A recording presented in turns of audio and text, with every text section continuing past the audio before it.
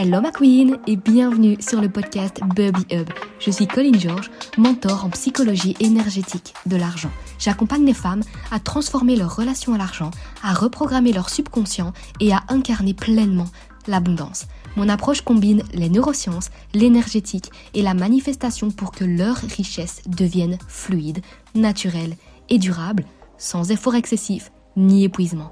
Welcome sur le podcast ma queen où ta transformation vers ton prochain niveau commence. Ce podcast est là pour te permettre de faire un premier pas dans ta transformation d'argent, t'aider à ouvrir les yeux, prendre conscience de tes croyances, ressentir ton énergie et commencer à transformer ta réalité financière pour de bon.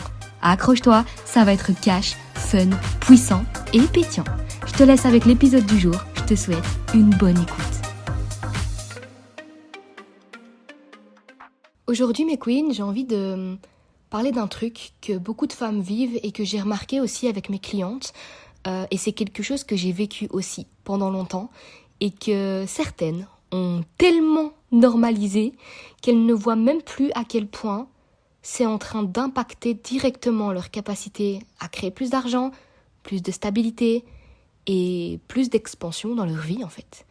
C'est vraiment ce moment du début de mois où l'argent arrive, où les comptes se remplissent, où les virements tombent, où visuellement, vous voyez que ça y est, il y a de l'argent. Et d'un coup, sans même avoir besoin de réfléchir, votre état change. Vous êtes plus légère, plus ouverte, plus confiante. Vous respirez aussi différemment. Vous prenez des décisions plus rapidement. Et vous vous sentez plus en sécurité, plus capable. Presque comme si tout redevenait fluide et possible. Et en fait, dans cet espace-là, vous avez beaucoup moins de résistance à dépenser, à investir, à vous choisir, à dire oui à des opportunités, parce que vous êtes dans une énergie où l'argent est là, où ça circule, où ça bouge, et donc, vous bougez avec ça. Mais ce qui est intéressant, et surtout ce qui est révélateur, les filles, c'est que c'est ce qui se passe quelques jours ou quelques semaines plus tard, quand les chiffres commencent à redescendre, quand le compte est moins rempli, quand vous voyez concrètement que c'est plus la même dynamique, il y a un truc qui a changé. Parce que là, il y a quelque chose qui commence à se contracter en vous. Et parfois, c'est subtil, surtout au début, et puis de plus en plus fort. Vous devenez plus prudente, vous commencez à réfléchir davantage avant de dépenser, vous calculez, vous anticipez, vous vous retenez, vous doutez, et surtout, vous ne vous sentez plus exactement comme au début du mois. Il y a une perte de sécurité, une perte d'expansion, une perte de confiance qui s'installe, d'une certaine manière, comme si votre état interne dépendait directement du chiffre que vous voyez sur votre compte bancaire. Et c'est précisément là que se trouve le vrai problème. Parce que le problème n'a jamais été que votre compte descend. Ça, c'est normal.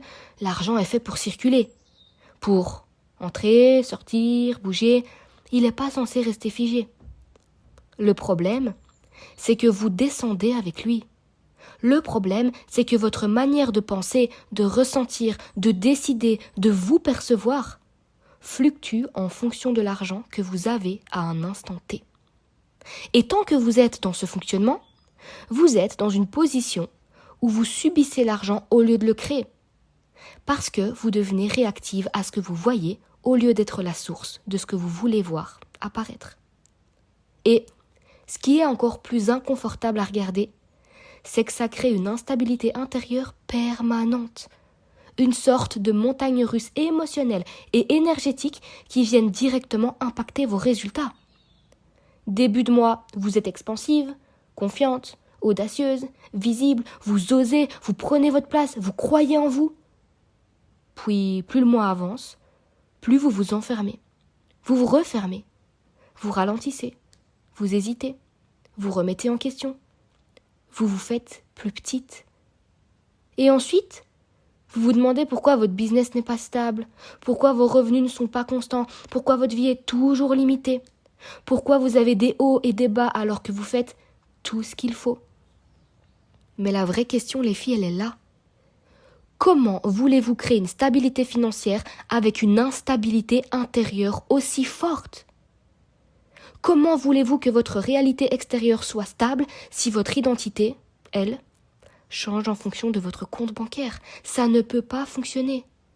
Parce que votre business, vos résultats, votre argent suivent votre état interne bien plus que vos actions isolées en fait. Et là vraiment les filles, j'ai envie d'être encore plus claire. Une femme qui crée de l'argent de manière constante n'est pas une femme qui se sent bien uniquement quand elle a de l'argent. C'est une femme qui a appris à se sentir en sécurité, confiante, ancrée, même quand les chiffres ne sont pas encore là, même quand ils redescendent, même quand il y a moins de preuves visibles. Ça ne veut pas dire qu'elle s'en fiche. Ça ne veut pas dire qu'elle est déconnectée. Ça veut dire qu'elle ne donne pas son pouvoir à son compte bancaire, qu'elle ne laisse pas un chiffre décider de son état, de ses décisions, de son identité. Parce qu'elle a intégré quelque chose que peu de gens intègrent vraiment, et c'est pour ça que je vous en parle aujourd'hui. Son état interne crée sa réalité externe, et pas l'inverse. Et tant que vous attendez que votre compte soit rempli pour vous sentir bien, pour vous sentir légitime, pour vous sentir en sécurité, pour oser, pour prendre votre place, vous serez toujours en retard sur l'argent que vous voulez créer. Toujours. Parce que vous attendez le résultat pour autoriser l'État qui est censé créer ce résultat. Et ça, c'est un piège énorme. Un piège énorme dans lequel la majorité des femmes tombent encore sans même s'en rendre compte parce que, généralement, c'est inconscient. Alors les filles, j'ai envie que vous vous posiez une vraie question aujourd'hui. Pas en surface, une vraie question en conscience. Qui êtes-vous quand votre compte est plein? Et qui êtes-vous quand il ne l'est pas? Est-ce que vous êtes la même femme, avec la même énergie, la même confiance, la même ouverture, la même capacité à décider et à vous choisir? Ou est-ce que vous changez complètement? Parce que la réponse à cette question, elle explique déjà énormément de choses sur votre réalité actuelle et sur votre relation à l'argent. C'est pas dans les moments où tout va bien que vous construisez votre relation à l'argent en fait. C'est pas quand il y a des preuves, quand il y a des résultats, quand c'est facile, quand il y a des ventes si vous êtes entrepreneur. C'est dans les moments où c'est plus silencieux, où il y a moins sur le compte bancaire, moins de validation, moins de certitude, que votre vraie identité financière se révèle en fait. C'est là que vous voyez si vous retombez dans le manque, dans la peur, dans la contraction, ou si vous êtes capable de rester ouverte, de rester confiante, ancrée, même quand l'extérieur ne vous donne pas encore ce que vous attendez. Et attention, ici, on ne parle pas de faire semblant, ok? On ne parle pas de se répéter des phrases positives en boucle sans même y croire. On parle d'un vrai travail en profondeur, d'un vrai shift identitaire où vous arrêtez de vous définir à travers vos circonstances actuelles pour commencer à vous ancrer dans une version de vous qui est plus grande que ce que vous voyez aujourd'hui. Parce que sinon, vous restez enfermé en fait dans une boucle où votre énergie monte quand l'argent monte, puis redescend quand l'argent redescend. Et votre business fait exactement la même chose si vous êtes entrepreneur. Et c'est exactement pour ça que certaines d'entre vous vivent des bons mois, arrivent à générer de l'argent, arrivent à attirer l'abondance, parfois même beaucoup, mais n'arrivent pas à stabiliser. Parce qu'elles montent en énergie quand l'argent est là, puis elles redescendent dès qu'il y a moins. Et du coup, elles recréent inconsciemment les mêmes cycles encore et encore et encore. C'est pas un problème de capacité. C'est pas un problème d'intelligence. C'est pas un problème de stratégie. C'est un problème d'identité et de stabilité intérieure.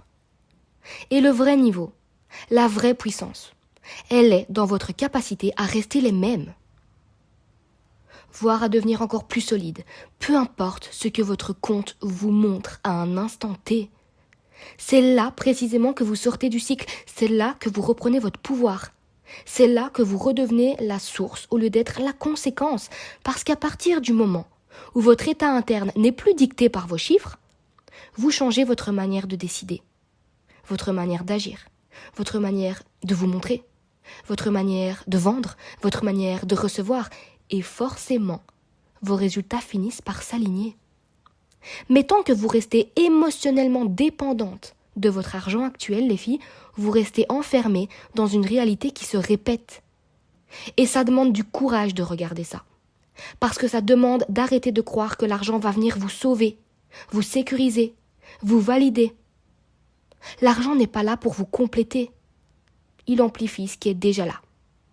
Donc si aujourd'hui vous êtes instable sans argent, vous serez instable avec plus d'argent, juste à une autre échelle.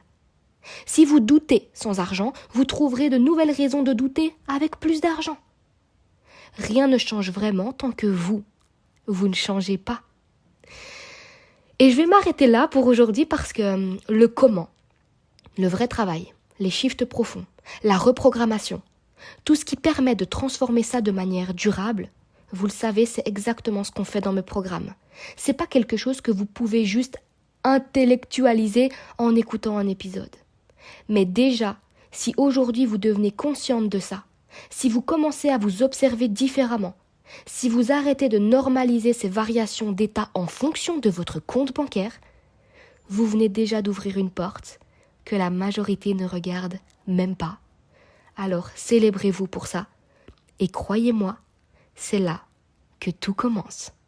J'espère que cet épisode t'a provoqué des déclics et t'a rappelé quelque chose sur ta relation à l'argent. Si tu as aimé cet épisode, ma queen, je t'invite à me laisser un petit avis sur la plateforme sur laquelle tu l'écoutes. Ça aide le podcast à se faire connaître et à toucher un maximum de femmes qui, comme toi, souhaitent entamer ce travail.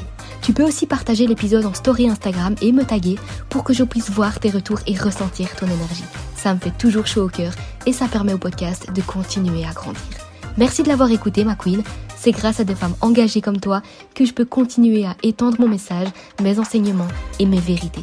Prends soin de toi, reste aligné et continue d'élever ta conscience pour une richesse toujours plus expansive. Je te retrouve mercredi prochain pour le prochain épisode. Love you!